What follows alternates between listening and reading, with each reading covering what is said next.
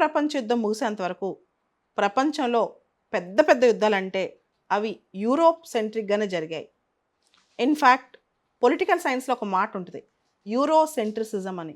అంటే ప్రపంచంలో గొప్ప గొప్ప పరిణామాలు, గొప్ప గొప్ప థాట్స్ అంటే ఐడియాసు ఇవన్నీ కూడా యూరోప్ సెంట్రిక్గానే జరిగాయి. మనం ప్రాపర్గా European thoughts, European ideas, European wars చదివితే చాలు ప్రపంచం అర్థమైపోతుంది అని చెప్పి. అయితే రెండో ప్రపంచ యుద్ధం ముగిసిన తర్వాత అసలు ఏం జరిగింది మనం ఒకసారి గమనించాలి. రెండో ప్రపంచ యుద్ధం ముగిసిన తర్వాత మనకి ప్రచ్ఛన్న యుద్ధం స్టార్ట్ అయింది.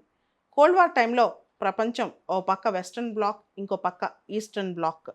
దీనిలో మనకి ఇక్కడ న్యామ్ అనేది కూడా ఏర్పాటైంది. పేద దేశాలు, అభివృద్ధి చెందుతున్న దేశాలు అలీనోద్యమంలో భాగమయ్యాయి. అయితే యూరోప్ మాత్రం కోల్డ్ వార్ పాలిటిక్స్లో భాగస్వామి అయిపోయింది. అయితే యూరోపియన్ యూనియన్కి సంబంధించి అసలు ఎందుకు ఇంత కొట్టుకునే యూరోప్ ఒక యూనియన్ ఫామ్ అయింది, ఎందుకు వీళ్ళు ఇంత దగ్గరకు వచ్చారని ఆలోచిస్తే మొదటి నుంచి కూడా నెమ్మది నెమ్మదిగా దాని కోసం అడుగులు పడ్డాయి. European coal and steel community, European economic community ఇలాంటి ఏర్పడి స్లోగా యూరోపియన్ ఇంటిగ్రేషన్ అనేది స్టార్ట్ అయిందనమాట. అండ్ మనం చూసాం 1993లో యూరోపియన్ యూనియన్ ఏర్పాటు. యూరోపియన్ యూనియన్ ఏర్పాటు అంటే మనకి బేస్ థీరీ, దానికి ఒక ట్రీటీ ఉందన్నమాట, మాస్ట్రిచ్ ట్రీటీ అని చెప్పి. తర్వాత లిస్బన్ ట్రీటీ ద్వారా చాలా అమెండ్మెంట్స్ కూడా వచ్చాయి యూరోపియన్ యూనియన్కి. ఈ మాస్ట్రిచ్ ట్రీటీ గురించి, లిస్బన్ ట్రీటీ గురించి ఆల్రెడీ యూపీఎస్లో ఇతర కాంపిటేటివ్ ఎగ్జామ్స్లో క్వశ్చన్స్ కూడా వచ్చాయి. అయితే 2016లో మనం చూసాం బ్రెగ్జిట్కి ప్రజలు ఓటేయటం అక్కడ బ్రిటన్లో.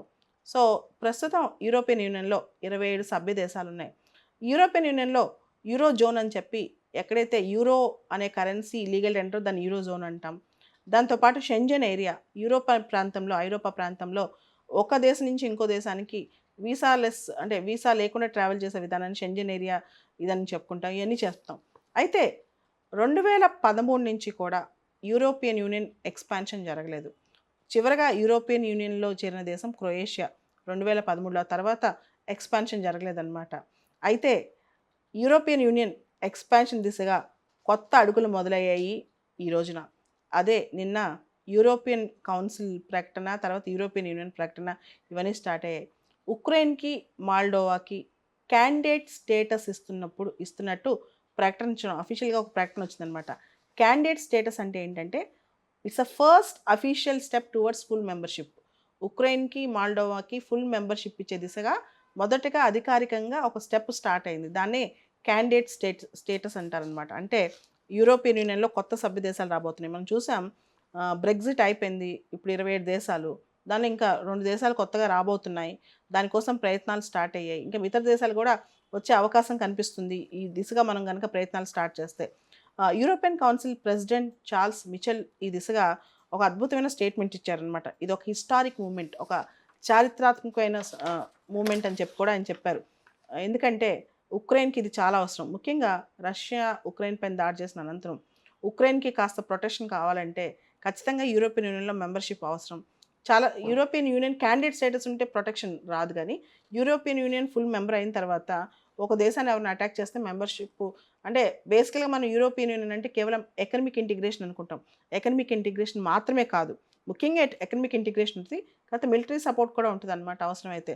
అయితే రష్యా ఉక్రెయిన్కి యూరోపియన్ యూనియన్లో క్యాండిడేట్ స్టేటస్ వస్తే వ్యతిరేకించలేదు. కారణం నాటోలో మెంబర్షిప్ అయితే వ్యతిరేకిస్తుంది, కానీ యూరోపియన్ యూనియన్లో ఉక్రెయిన్ మెంబర్షిప్ మాత్రం రష్యా వ్యతిరేకించలేదు. కారణం ఏంటంటే రష్యా దృష్టిలో యూరోపియన్ యూనియన్ అనేది మిలిటరీ ప్యాక్ట్ కాదు. ఖచ్చితంగా ఇప్పటికీ కూడా యూరోపియన్ యూనియన్లో సభ్యత్వం కానీ యూరోపియన్ యూనియన్ కానీ మిలిటరీ ప్యాక్ట్ కాదు. బేసికల్గా it's an economic integration concept అనమాట. కానీ అవసరమైతే మిలిటరీ సపోర్ట్ కూడా దానిలో ఉంటుంది. అయితే ఇక్కడ మనం 2-3 అంశాలు గమనించాలి. ఒకటి, జెలెన్స్కీకి చాలా ఇష్టమైన అంశం యూరోపియన్ యూనియన్లో జాయిన్ అవ్వడం అనేది. మొత్తం ఉక్రెయిన్ యూరోపియన్ యూనియన్ చరిత్రలో రిలేషన్స్లో ఇది ఒక యూనిక్ అండ్ హిస్టారికల్ మూమెంట్ అని చెప్పి ఉక్రెయిన్ ప్రెసిడెంట్ జెలెన్స్కీ దీని గురించి వ్యాఖ్యానించారు. పుతిన్ కూడా దీని మీద పెద్ద వ్యతిరేకత ఏమీ చూపించలేదు. అయితే అసలు యూరోపియన్ యూనియన్లో సభ్య దేశాలు అవ్వాలంటే ఎటువంటి క్రైటీరియా ఉండాలంటే దాని పేరు కోపెన్హాగన్ క్రైటీరియా అంటారు. We call it as Copenhagen criteria. అంటే ఆ కంట్రీ యొక్క detailed economic and political conditions, ఆర్థికంగా రాజకీయ స్థితిగతులు చూస్తారు. తర్వాత ఆ country rule of law maintain చేస్తుందా లేదా, అంటే చట్టం ముందు అందరినీ సమానంగా చూస్తుందా లేదా, ఆ కంట్రీ ప్రజాస్వామ్యబద్ధంగా ఉందా లేదా, తర్వాత ముఖ్యంగా ఉక్రెయిన్ ఉద్దేశించి యూరోపియన్ యూనియన్లో పెద్ద ఒక ఇది ఉందన్నమాట, ఒక క్రిటిసిజం ఉంది. అక్కడ గవర్నమెంట్ కరప్షన్ చాలా ఎక్కువ అని చెప్పి. కాబట్టి కరప్షన్ తగ్గించాలి, రిఫార్మ్స్ అడాప్ట్ చేయాలని చెప్పి ఉక్రెయిన్కి దిశగా యూరోపియన్ యూనియన్ వాళ్ళు సంకేతాలు కూడా పంపించారు, గవర్నమెంట్ కరప్షన్ పంపించాలని. అయితే ఇంతకుముందు బోస్నియా అండ్ హెర్జిగోవినియా, తర్వాత కొసోవో వీళ్ళందరూ కూడా EU మెంబర్షిప్ అడిగారు కానీ వాటికి రాలేదు. ఎందుకంటే ఆ దేశాల్లో స్టెబిలిటీ లేదు కాబట్టి. కొన్ని దేశాలు ఇప్పుడు స్లోగా EU లెజిస్లేషన్కి అనుగుణంగా వాళ్ళు నేషనల్ లాస్ తయారు చేసుకుంటున్నాయి. భవిష్యత్తులో అవన్నీ కూడా యూరోపియన్ యూనియన్లో జాయిన్ అవుదామని. Albania, Montenegro, northern Macedonia, Serbia, Turkey ఈ దేశాలన్నీ కూడా. సో ఒక దేశం యూరోపియన్ యూనియన్లో జాయిన్ అయితే యూరోపియన్ యూనియన్లో ఉన్న 27 దేశాలు దానికి సమ్మతించాలి. అదేవిధంగా ఆ దేశంలో నేషనల్ లాస్ కూడా యూరోపియన్ యూనియన్ చట్టాలకు అనుగుణంగా ఉండాలన్నమాట. ఇట్లాంటివి చాలా రూల్స్ ఉన్నాయన్నమాట. ఓవరాల్గా ఇది కొత్త జర్నీ అనుకోవచ్చు యూరోపియన్ యూనియన్ కానీ ఉక్రెయిన్ కానీ. ఎందుకంటే ఇలాంటి తరుణంలో చాలా రూల్స్ని పక్కన పెట్టి ఉక్రెయిన్ని ఇప్పుడు క్యాండిడేట్ స్టేటస్ ఇచ్చింది, భవిష్యత్తులో మెంబర్షిప్ రాబోతుంది. కాబట్టి డెఫినెట్గా ఇది ఉక్రెయిన్కి యూరోపియన్ యూనియన్కి ఇద్దరికి మంచిదే. కాకపోతే ఉక్రెయిన్లో గవర్నమెంట్ కరప్షన్ చాలా ఎక్కువ ఉంది, దాన్ని తగ్గిస్తే మంచిదే.